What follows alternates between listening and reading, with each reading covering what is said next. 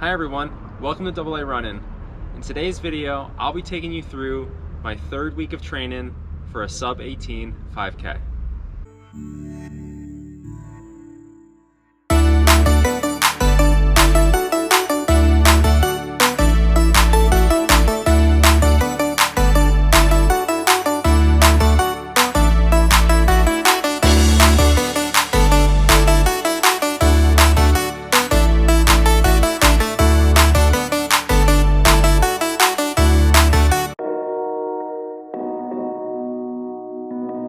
It's Monday, June 27th, and this is the first day of my third week of training for the sub 18 5K.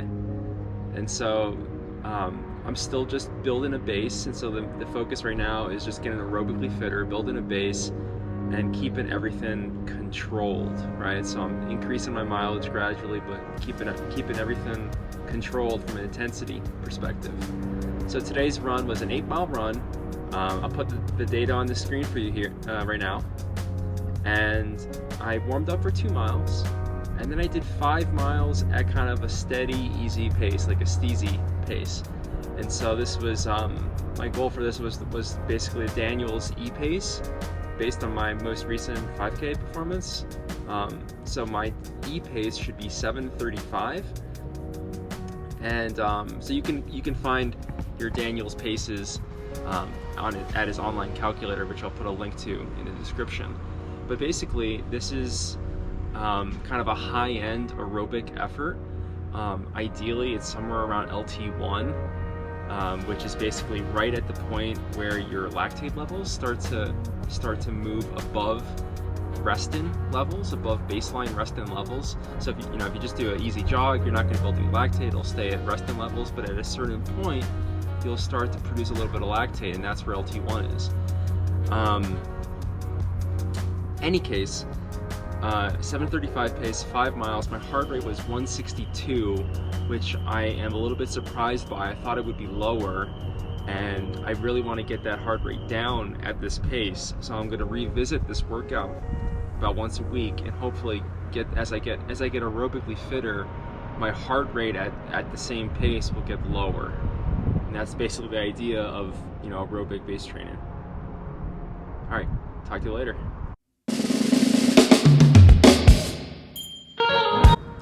Hi everyone, it's Tuesday. Today's run was a 7-mile run. Put the data on the screen for you. I warmed up for 3K, then I did 4 times 1 kilometer, averaged about 4:11. with a half-mile full recovery jog. And so this workout is basically inspired by the Easy Interval Method, which is a book by Klaus Locke. So check it out. It's on Amazon, other places if you're interested. But basically the idea of today's run was to improve my lactic threshold by pushing it from below.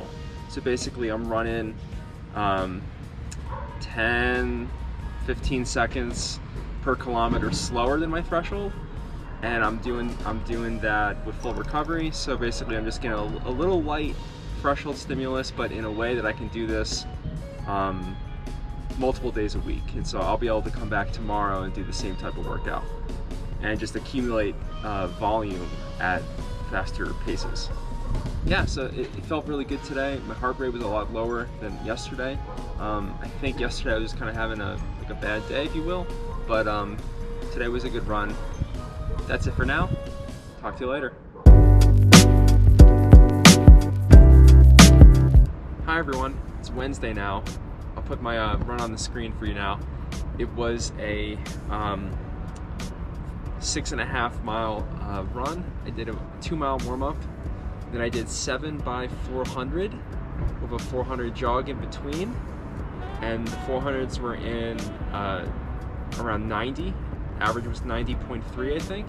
So that's 10K pace or 10K effort. Just another set of easy intervals, really.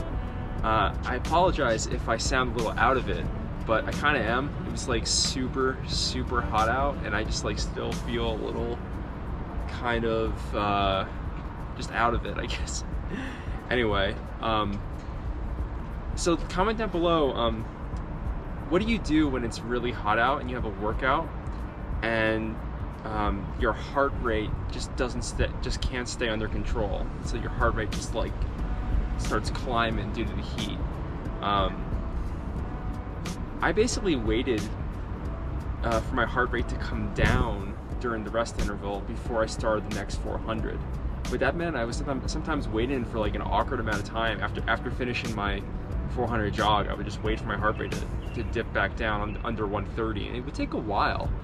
So let me know in the comments if you have any tips for handling the heat and keep in particular, like if you have any tips for keeping your heart rate down in hot conditions. Anyway, tomorrow's gonna have to be a lot easier. Probably just do a really light recovery jog tomorrow. Amanda's got a race coming up on Saturday, which we're both very excited about. It's a 5K road race. So keep watching for more on that later. All right, I'll talk to you later. Bye. Hi everyone, it's Thursday now. I'm about to go for my second run of the day. That's right, you heard that right. This is going to be my first double run day of the training cycle. So this morning I went for a short run, just 3 miles up Gregory Canyon, so partway up Green Mountain here in Boulder. I'll put the elevation profile for you to look at on the screen now. It was really kind of more like a run/hike. A lot of the uphill I had to hike just to keep my heart rate under control, and because the terrain was so steep and technical. But it was just a good fun little outing in the mountains. Now I'm about to go for my second run, which will just be a nice easy jog, another 4 miles or so, so a little over 7 miles for the day, hopefully. All right, talk to you when I get back. All right, I'm back from the run. 4.29 mile easy run. I'll put the stats on the screen for you. It was really slow, kind of easy jog. Just get it in the volume, really. I let heart rate dictate it, so I kept the heart rate in the low 130s, which is like a recovery effort for me.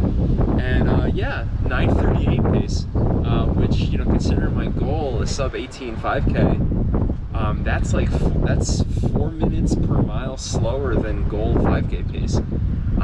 So I mean, a lot of people would call that junk miles, and so that term junk miles is something I want to talk about a little bit right here. I don't really believe in this concept of junk miles. I mean, to a certain extent. And so there's this idea, is it possible to run so slowly that you don't get any benefit from the run? That's what a junk mile is in my mind, right? If you're not getting a benefit from the run, those are junk miles. But in this case, there's two aspects to that.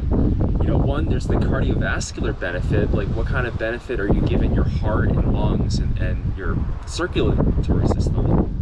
And then what kind of benefit are you giving your running muscles, your leg muscles, and what kind of benefit are you having for your running economy? Are you practicing good stride mechanics? And so yeah, if you're running so slowly that your mechanics of your stride is like so different from a normal running stride and what you do during races, then yeah, you're probably not having much muscular benefit from that run. You're not having much benefit to your running economy. However, as long as you're keeping your heart rate above 60% of your max, you are getting a cardiovascular benefit. Your heart is getting stronger as long as you're keeping it above 60% max heart rate. And for me in this run, my max is somewhere in the 190s. As long as my heart rate is over 130, which it was for this whole activity, I definitely got a cardiovascular benefit from this run. So yeah, is it possible to run too slowly that you get no benefit? Perhaps. If you're running below 60% max heart rate, then yeah, you're probably not getting any benefit at all, really. At least from a physiological standpoint. I mean, there's still the fun of just going out for a run and the psychological benefit and just, you're just enjoying the great outdoors. But it's, yeah, in terms of physiological benefits, I would say as long as you're keeping your heart rate above 60% max, then you don't have to worry about junk mileage. You're gonna benefit. You're gonna benefit from all your running as long as you're keeping that heart rate above that minimum threshold. All right, that's it for now. Talk to you later.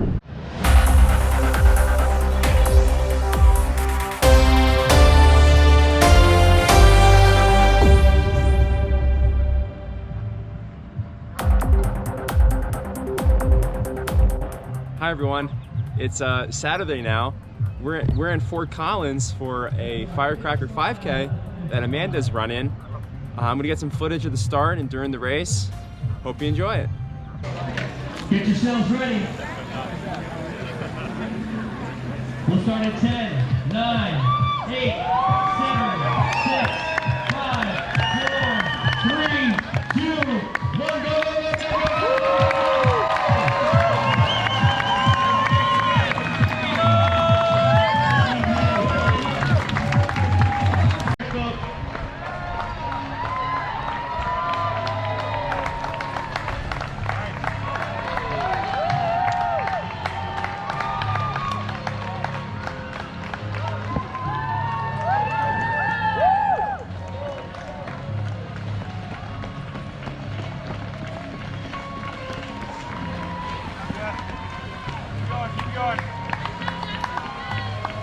Let's go, Amanda.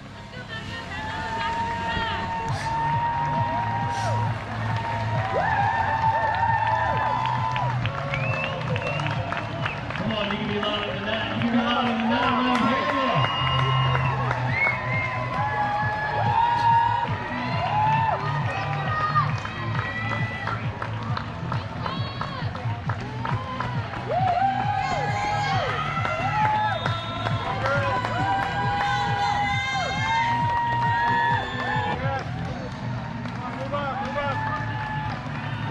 Let's go, Amanda.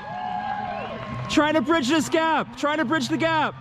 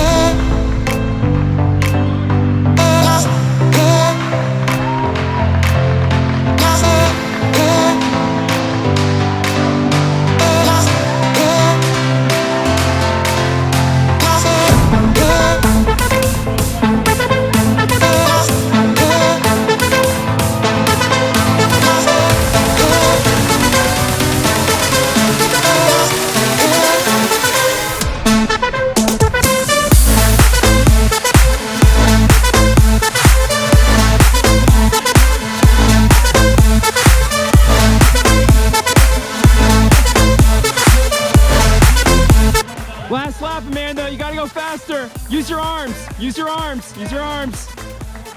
Let's go.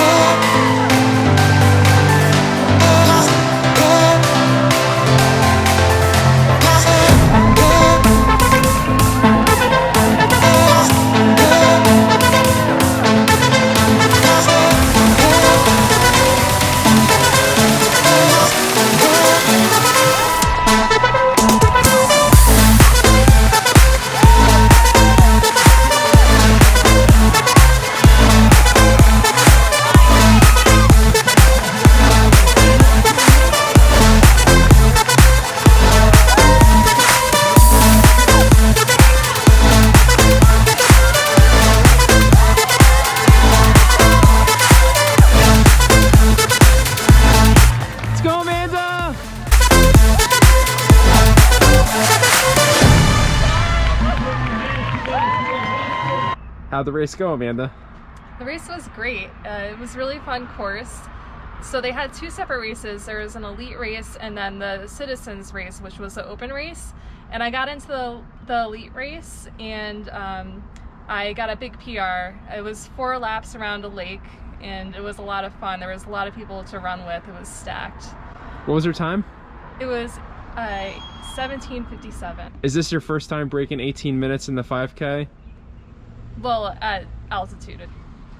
You've done it at sea level, but this is your first time breaking 18 minutes in the 5K at 5,000 feet altitude? Yeah, felt good. How'd you feel during the race? I felt great during the race. It went off really fast. I did a 5:36 mile in the beginning, which is the fastest I've run in the first mile here for a 5K by far. And I didn't really feel that fast though, because there were so many people around me and so many other females who were up with me and ahead of me. Hi everyone, it's Sunday now. Just want to let you guys know how the rest of my training week went. So yesterday, Saturday, was a really exciting day. We got up super early. I drove Amanda up to Fort Collins for a 5K road race, and she did really well. In fact, she broke 18 minutes in the 5K. So, you know, I think I have a lot to learn maybe from how she races and approaches training and racing. Anyway, so when I got back from the race yesterday, it was in the afternoon. It was really hot, and I just wasn't really feeling like doing much running, honestly. My quads are still kind of like sore from Thursday morning's trail run. So I just did an easy recovery run yesterday. I'll put the data on the screen for you now. Yeah, it was just another run walk, 10 minutes run, 1 minute walk, and the runs were about 8:30 pace.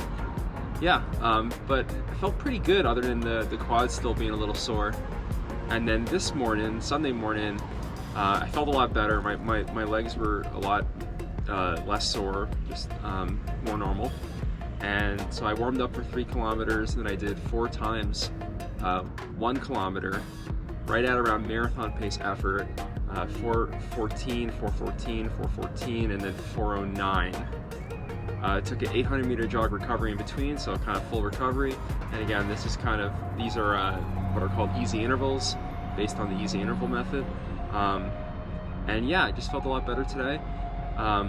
Heart rate was a little bit higher, but it's been high kind of all week. And so yeah, I think I'm just still need to adjust to my increased running volume. So stats for the week, I'll put them on the screen now. It's a 44-mile week. Average training pace was a little bit slower than last week. Heart rate was a lot higher overall. So that tells me that I really need to take a little bit more recovery next week, and so I can absorb the gains I'm getting from this increase in mileage. Before I keep on increasing my mileage up to 55 miles a week, which is my goal training volume for this cycle, next week I'll take a step back. I'll just do 40 miles. Hopefully my heart rate will come down, and I'll start and I'll just absorb some of this training and start feeling, you know, stronger and stronger. That's the idea. If you like this video, please do us a favor, hit the like button, hit the subscribe button if you haven't already. I really appreciate it. And as always, run energized.